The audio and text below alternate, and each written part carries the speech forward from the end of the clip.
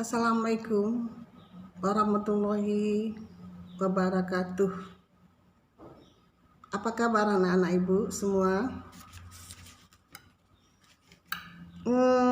Pada hari ini adalah pertemuan kita yang kedua kali dalam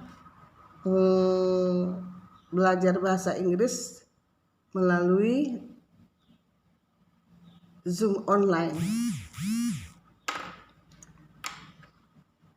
Semoga dengan adanya belajar dapat membuat kita lebih pintar.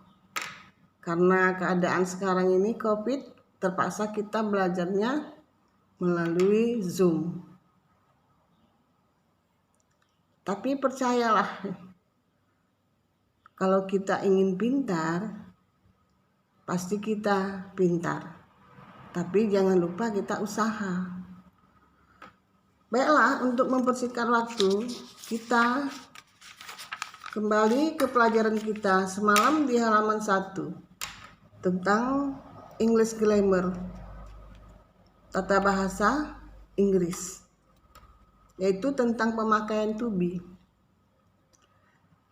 Kita ulangi bahwa to be adalah kata bantu. Is, am, are, yang artinya adalah kata artinya. Contoh,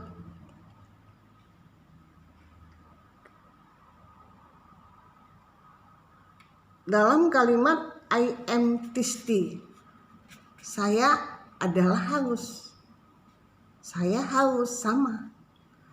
She is hungry, dia lapar. Dia adalah lapar. He is clever, dia pintar. Dia adalah pintar. They are happy, mereka gembira. Mereka adalah gembira. We are laughing, kami tertawa. Kami adalah sedang tertawa. Paham anak ibu? Artinya, kalau misalnya am, is, are itu adalah dikatakan kata bantu. Kata bantu itu hanya diikuti selain kata kerja, tetapi dapat dilakukan juga diikuti dengan kata kerja pada kalimat yang menyatakan sedang. Misalnya, saya sedang belajar, I am learning. Saya sedang makan, I am eating. Paham anak ibu? Kata kerja yang ditambah dengan ing, kata kerja yang ditambah ing itu kan biasanya adalah kata kerja yang sedang dilakukan. Jadi to be itu adalah kata bantu. Kalau pakai kata bantu bisa supaya berbahasa Inggris. Bisa aja, yang penting udah paham kan, ngerti. Tapi kan salah. Ya kan, misalnya I am work, udah salah. Seharusnya I am working. Saya sedang bekerja. I am eat, salah. I am eating. Karena eat adalah kata kerja.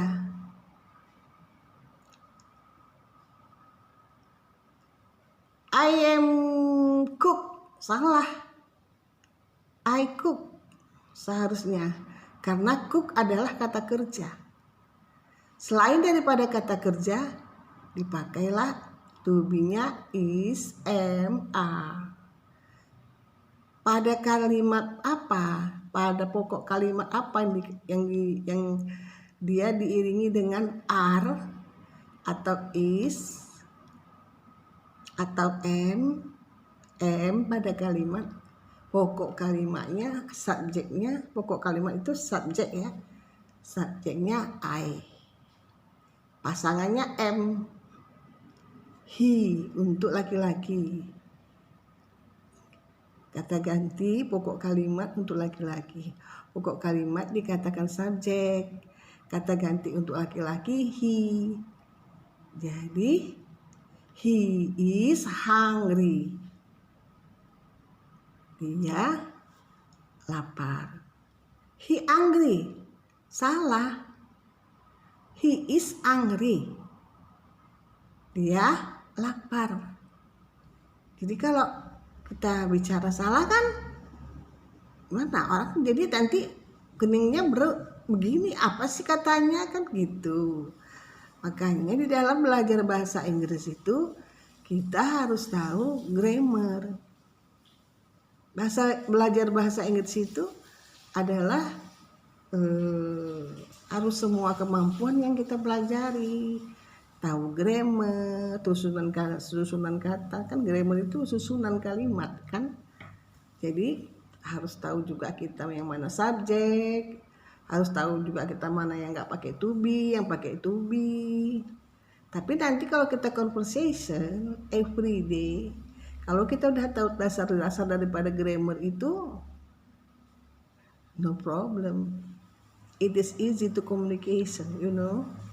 Easy to communication. You don't worry. You study a little and a little, sedikit demi sedikit. You can speak English fluent. Kau dapat berbahasa Inggris secara lancar. Tetapi kalau kamu tidak belajar terus, tidak dipaksakan. Belajar ini dipaksa. Waktu nggak ada, ngantuk. Harus kita paksa. Pekerjaan yang untuk membuat kita ilmu yang kita tuntut itu memang harus dipaksakan. Begitu juga ibadah. Kita mau sholat, ini ngaji, harus dipaksakan. Dari itu ambillah kita waktunya. Pandai-pandai mempergunakan waktunya. Jangan terus kita main aja. Coba lah buat schedule-nya. Tanya jam sekian saya ini, jam sekian saya ini. Jadi hidup kita teratur. Sukses. Paham anak ibu? Oke. Baiklah. Sedikit kita ingat kembali tentang pemakaian tentang benda ya. Benda-benda itu kan ada benda padat, ada benda cair, ada benda gas. Kita ke benda padat dulu ya. Benda padat itu misalnya satu dulu tentunya. Nanti kamu lihat nanti di buku keterangannya ya. Buku. Jadi kalau kita kan dalam bahasa Indonesia kan kita kan buku ya buku. 2 biji 2 biji buku. 1 1 biji buku. Jadi kalau di dalam bahasa Inggris berubah dia. Misalnya 1 buku dengan 2 buku lain dia cara pengucapannya. 1 buku 1 book. 2 buku 2 books. Tambah S-nya. 2 books. Terus 3 buku, iya 3 books. Tambah S-nya. Makanya kalau orang Inggris itu kan bicaranya kan kebanyak S gitu. Karena dia grammarnya itu penambahan S pada kalimat kata benda yang lebih daripada 1. Dalam bahasa Inggrisnya dikatakan benda jamak. Bukan dalam bahasa Inggrisnya, dalam bahasa Indonesianya jamak, lebih daripada 1. Jadi kalau dalam bahasa Inggrisnya lebih daripada 1, ya benda yang dapat dihitung dan tidak dapat dihitung. Benda yang dapat dihitung countable, yang nggak dapat dihitung uncountable. Plural tunggal jamak plural. Jamak itu plural, lebih daripada 1. Tunggal single. Jadi dalam bahasa Inggris untuk benda-benda yang tunggal dan jamak berbeda. Ditambah S saja. Enggak juga. Ada yang ditambah E dan S, I dan S. Ya, I itu E ya. I dan S. Contohnya benda-benda yang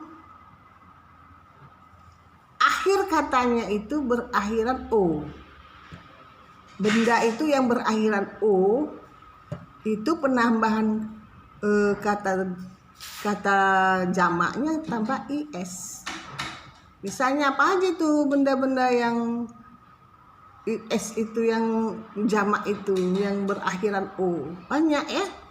Contohnya mokat, avocado. Contohnya orange.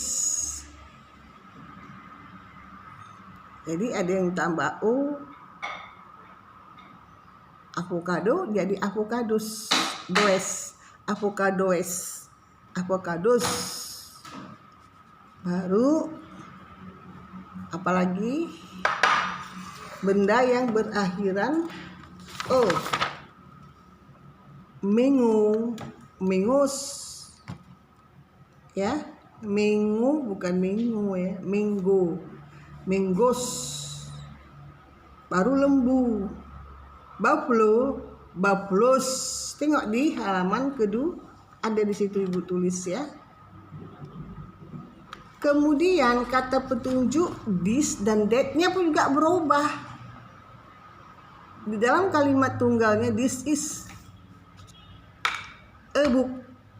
Dalam kalimat jamaknya these are two books. These are.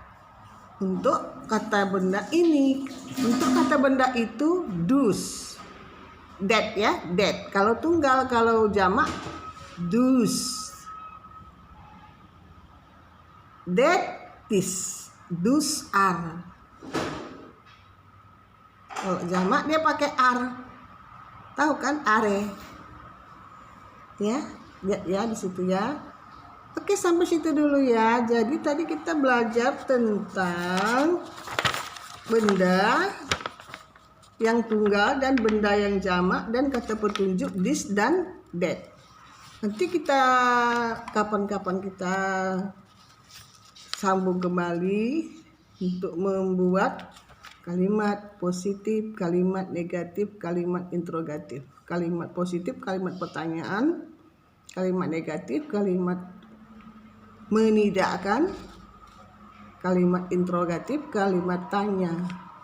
Kalimat bertanya dan cara-cara bertanya. Kamu nanti tulis baca dulu ya. Kamu udah mengerti, nanti ibu terangkan kembali. Oke, anak-anak ibu, semoga bermanfaat. Assalamualaikum warahmatullahi wabarakatuh.